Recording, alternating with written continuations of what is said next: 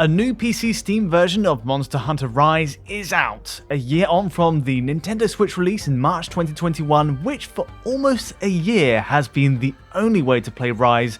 The PC adaptation lets us push past several limits of that Switch version, to allow custom resolutions, in this case shown at 4K, to push higher frame rates, and of course, add a suite of graphics options. In truth, the Switch version is remarkable on its own terms, a custom-made take on the series built first for Nintendo hardware.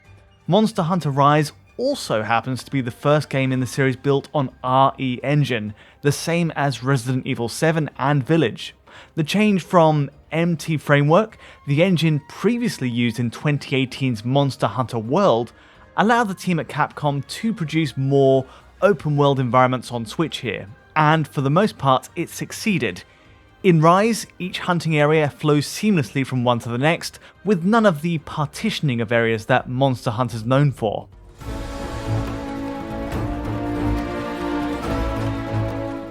On Switch, Monster Hunter Rise has been a great exclusive until now, but it wasn't entirely without its limits. Nintendo's hardware is of course defined by its mobile Tegra X1 chipset, with trade-offs in place to allow Monster Hunter to run open world at a practically locked 30 FPS, albeit with some frame-pacing issues.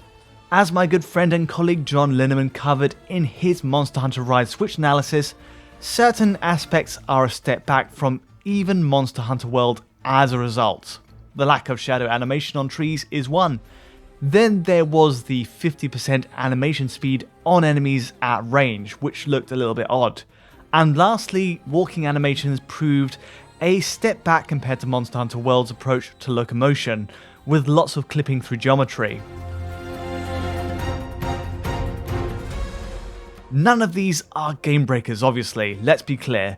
They're likely just optimizations, trade-offs, to make Rise's larger scale environments flow smoothly on Switch.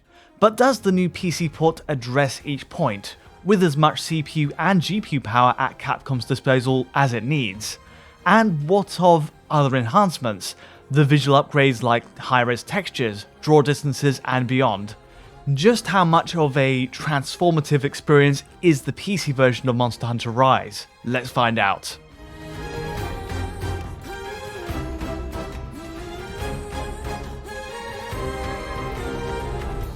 Being an RE Engine title, you'd expect Rise to scale pretty well to PC given the engine's history with Resident Evil, and to a great extent it does. What you see here is the game running at a native 4K resolution, 60 frames per second, and all settings maxed out entirely. As a result of just the res increase, environments like the Shrine Ruins, with its dense thickets and scalable high-rises, become even easier on the eye. Small details around the hub area are also more striking at a high pixel output. On the framerate side though, there's a knock-on benefit to running at 60 FPS too.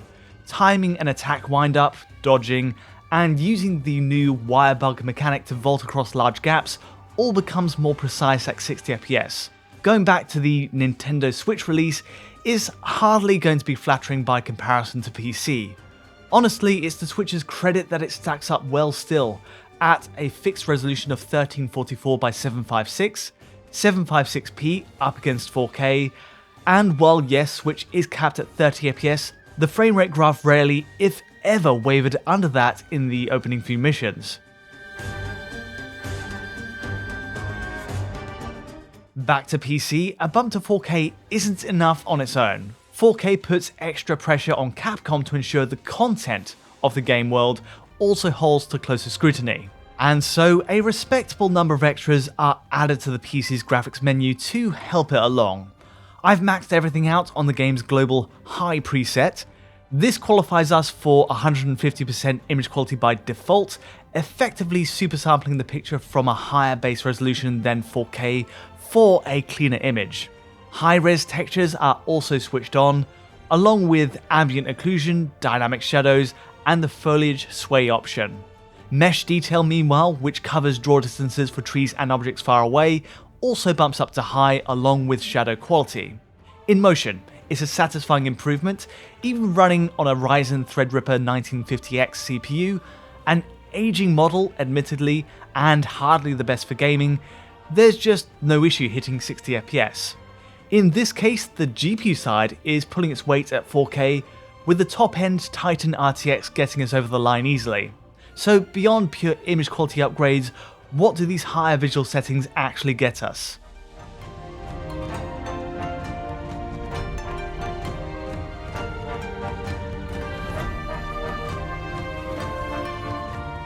First up, the textures. Honestly, the improvement in textures isn't quite as widespread as I'd hoped, but still notable where it appears. In general, the high-res texture option affects materials for character models, creatures in the field, and objects around the hub area.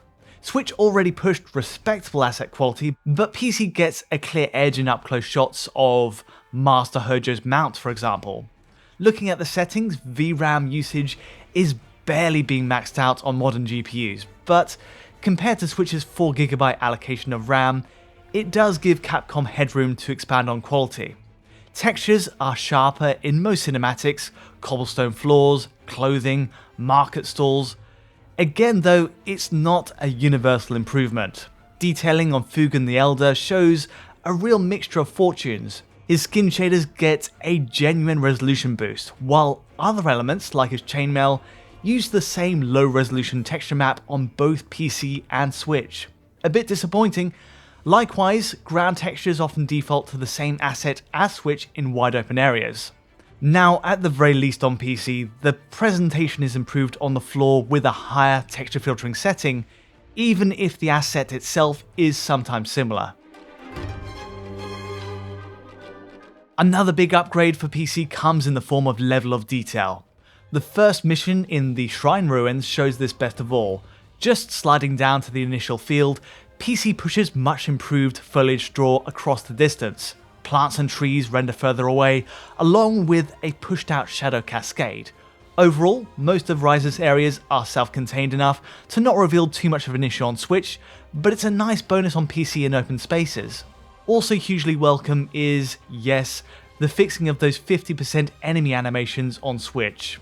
At a distance, enemy animations are chopped to around 15 FPS on the Nintendo console, but on PC here there's no adjustment from 60 FPS. All visuals tick along at the same refresh, 60Hz in our capture, and so consider it one box checked for the PC version.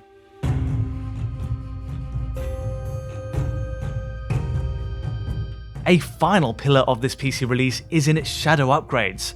Maxed out shadow quality is well worth the toll on the GPU, giving thicker, more abundant shade under plants. Definition is sharpened on character self shadows, plus those projected from swaying branches high up, a stark improvement on Switch. An extra bonus, tree shadows now animate properly, gently swaying to the breeze, where Switches remain static no matter what.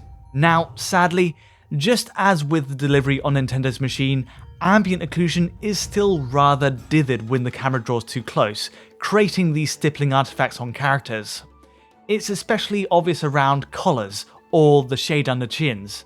So fortunately, PC improves the accuracy of Capcom's AO method, but it's not entirely cleaned up.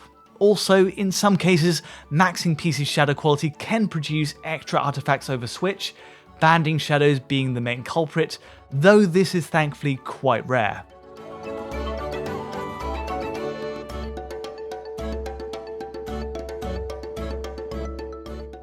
On balance, Monster Hunter Rise brings a multitude of neat, small improvements on PC. In my experience, the bump to 4K and higher frame rates are the biggest advantages, though texture and draw distance boosts are welcome.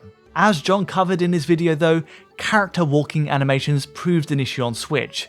The issue being characters still clip through geometry while walking up hills, visibly in a way that wasn't the case in Monster Hunter World. This appears to be baked into the game engine logic, and so for PC we're not really seeing a solution for it. Also, a bit of a nitpick is that screen space reflections are used on PC, with no other option. Knowing the RE Engine has ray tracing support in the likes of Resident Evil Village, it's perhaps a missed opportunity to test high-end PC setups. Nevertheless, SSR works well, it's still a convincing method, and looks great where it appears.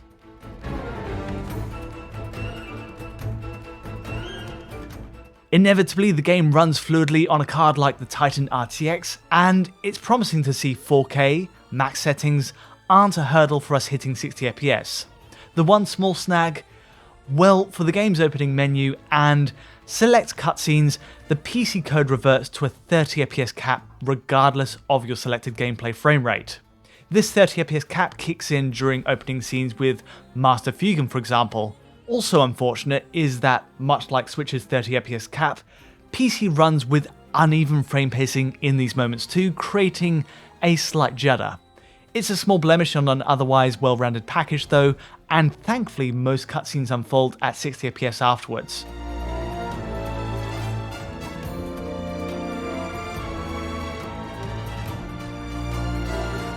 All round, it's great to see Monster Hunter Rise run without bounds on PC at last. The resolution boosts and frame rate increases alone are easily the two biggest upgrades, pushing way beyond the intended spec on Nintendo Switch. Textures, shadow upgrades, and broadened level of detail settings are less impactful than expected. Even so, Monster Hunter has never looked better. Also respectable is Capcom's push for PC-centric features. Mouse and keyboard controls work well enough, while there's ultra-wide monitor support and voice chat added to the mix. There are a few outstanding criticisms to address on PC Mind. The locked 30 FPS cutscenes stick out, as does the occasional shadow artifacting. On the whole though, it's a satisfying conversion, if one with few extra frills for the extreme high-end PC user. Monster Hunter Rise translates beautifully to PC as it did for Switch last year.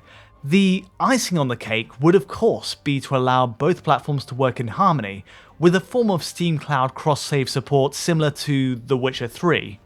It'd be an amazing addition, if mainly to keep progress consistent while at home or on the go. But that's one for the wishlist, and the core game is well worth recommending. That's all I have for today though. If you did enjoy this video, feel free to like or subscribe, and don't forget to hit that bell for notifications as any new video lands. To get a high quality version of this video, check out our Patreon at digitalfoundry.net, and to get in touch directly, just use Twitter. But from me for now, thanks for watching.